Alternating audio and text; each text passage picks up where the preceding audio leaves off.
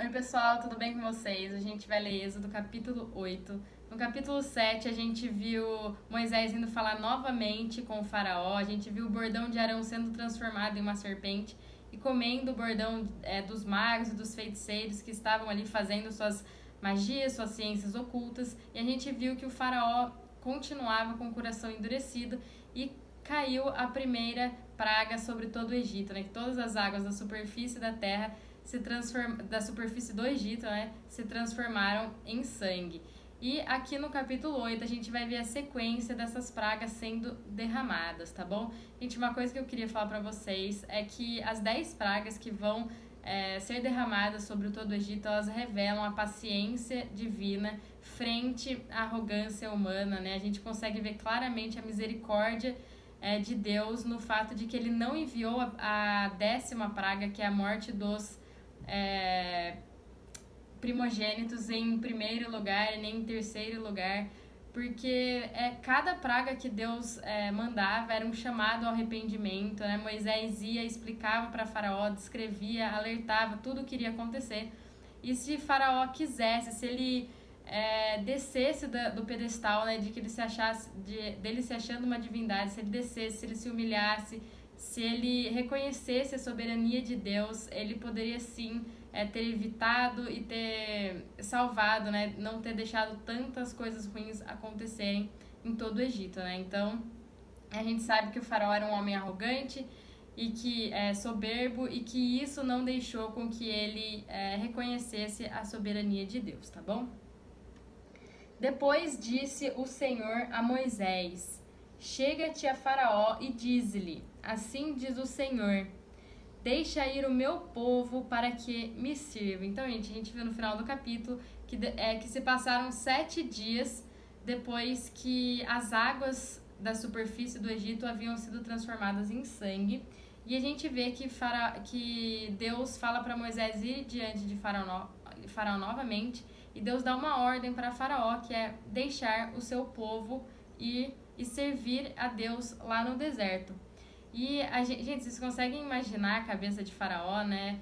Que, esse povo hebreu, eles têm um Deus e esse Deus tá mandando eu fazer as coisas, e eles falam que esse Deus é maior do que eu, mas eu tô escravizando esse povo. Então, o Faraó, com certeza, ele se considerava maior, se achava maior do que Deus. Mas a gente vai ver que ele não era de acordo com Deus mostrando aqui o seu poder mediante essas pragas que ele vai jogar em todo o Egito. Se recusardes deixá-lo ir, eis que castigarei com rãs todos os teus territórios, né? Então a gente vê que Deus fala assim, olha, faraó, se você não fizer isso, vai ser uma escolha sua, mas eu vou castigar, né? Eu vou jogar uma praga, mais uma praga aqui sobre o Egito. O rio produzirá rãs em abundância, que subirão e entrarão em tua casa e no teu quarto de dormir, e sobre o teu leito, e nas casas dos teus oficiais, e sobre o teu povo, e nos teus fornos, e nas tuas amassadeiras. As rãs virão sobre ti, sobre o teu povo, e sobre todos os seus oficiais. Dize mais o Senhor a Moisés, dize a Arão: estende a mão com o teu bordão sobre os rios, sobre os canais e sobre as lagoas, e faze subir rãs sobre a terra do Egito. Arão estendeu a mão sobre as águas do Egito e subiram rãs e cobriram a terra do Egito. Gente, as rãs, elas eram vistas, né, nas margens do rio Nilo, mas elas se tornando uma peste, multiplicaram rãs absurdamente, que cobriram aqui a terra do Egito. Eu consigo imaginar, né, o pessoal tentando andar sobre as ruas, sobre a casa deles, e começar a pisar em rã e não ter onde colocar o pé, que só rã pra tudo quanto é lugar. E, gente, uma curiosidade aqui é que lá no Egito eles têm uma deusa, que é a deusa do fôlego da vida, que ela tem cara de rã, né? De meio que um sapo, assim. E aqui, e que eles era considerada uma divindade lá pro pessoal dos egípcios. E aqui eles começaram a ter nojo dessas rãs, né? Porque imagina essa quantidade de rã e fazendo, nossa, maior baderna, eles pisando e matando essas rãs. Então, com certeza, né, tipo, isso aí era Deus escolhendo quais pragas ele iria soltar, né, sobre o Egito. Não foi uma coisa aleatória assim. O primeiro a gente viu que foi o Nilo também sendo transformado em sangue, outra coisa que eles consideravam uma divindade.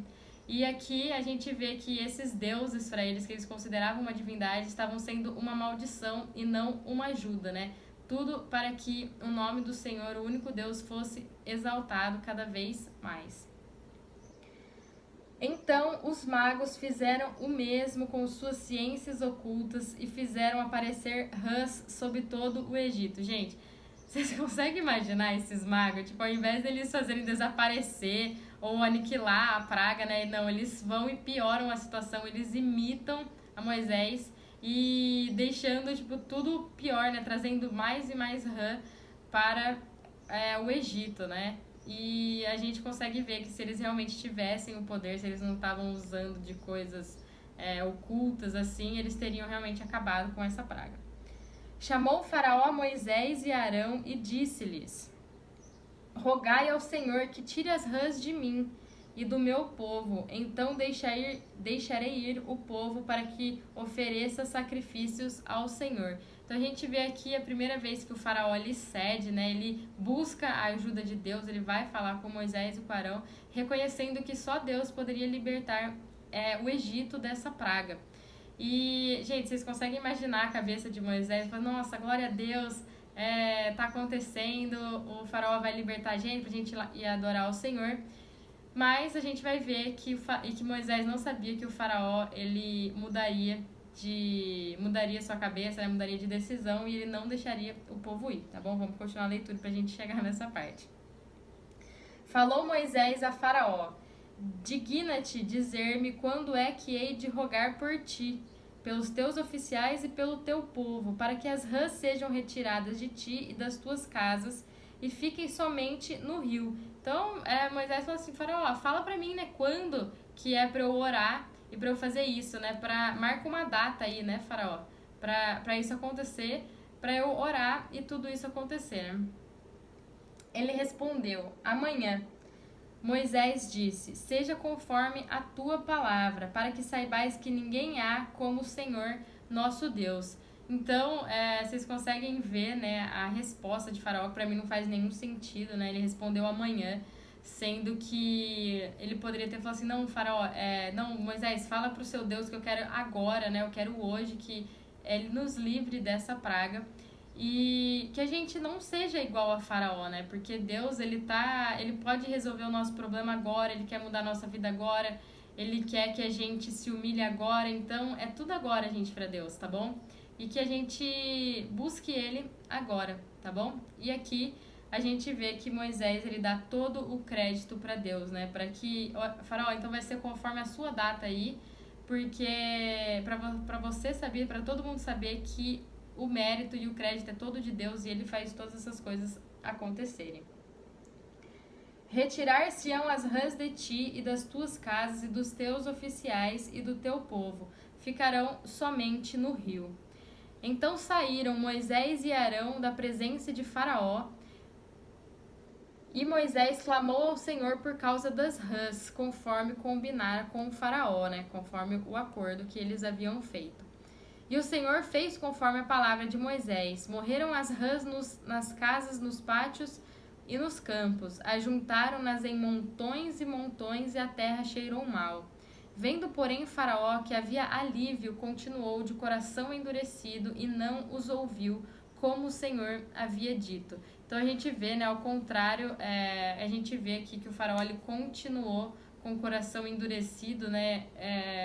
Consigo até dizer que ele estava insensível a tudo isso, né? Diante de toda essa aflição, toda essa angústia, Faraó, ele sentia medo, né? Então, e não era fé. O que fez ele chegar para Moisés e para Arão, pedir para eles orarem para Deus, para o nosso Senhor, não era fé, né? Era medo, ele não estava arrependido. Então, quando o problema se foi, ele também esqueceu dessa sua promessa, né? De deixar o povo ir, né? Ele não velava pela sua palavra, então ele não cumpriu, mas a gente vê aqui que Deus realmente cumpriu o que ele havia prometido, né? Que ele livraria, que depois que Moisés orasse, as pragas sairiam, né? As rãs morreriam.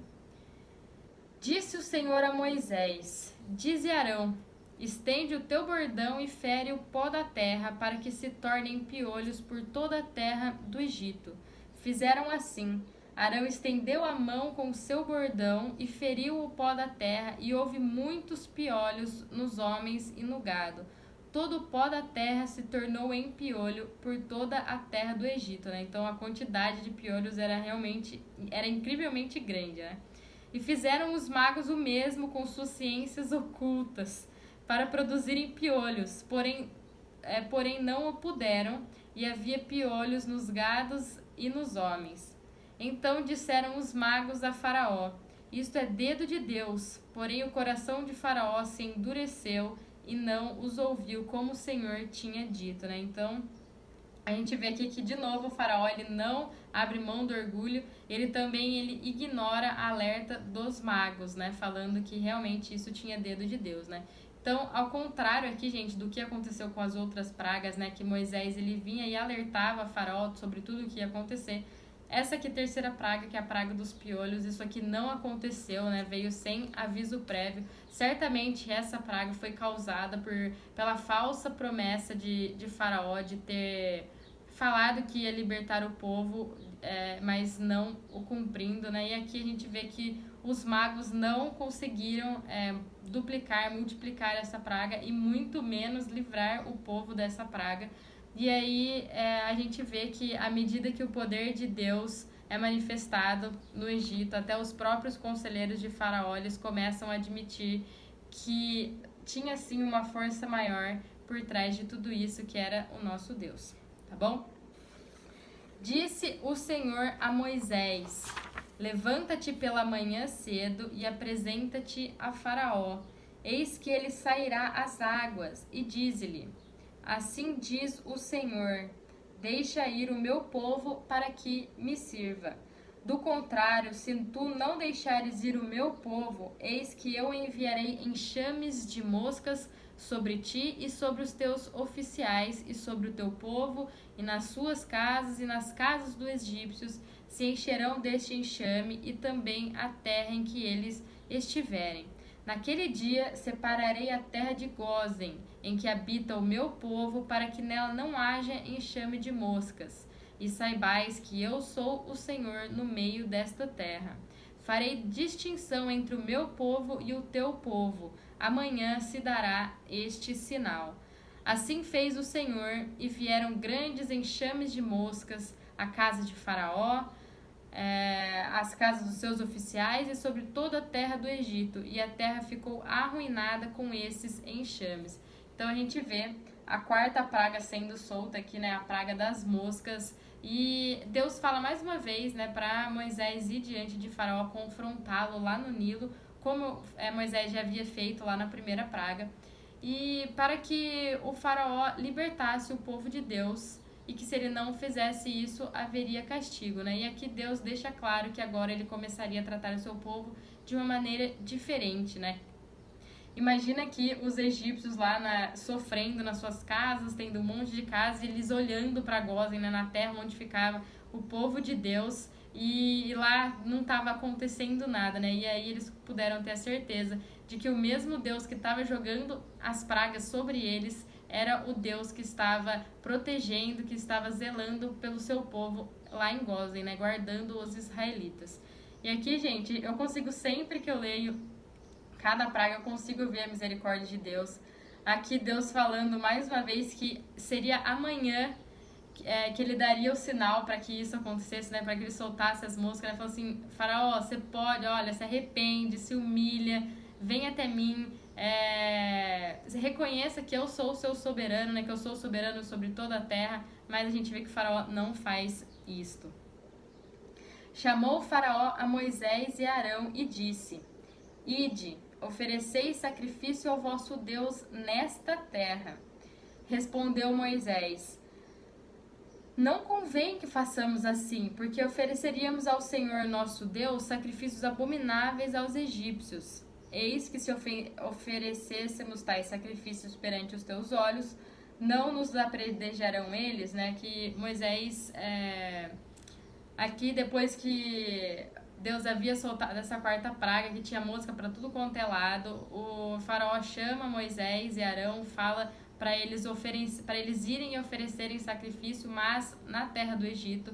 E Moisés fala que ele não pode fazer isso porque eles oferiam sacrifícios, né, de animais que os egípcios consideravam sagrados e que isso seria mal aos olhos dos egípcios, eles queriam, os israelitas estariam em perigos.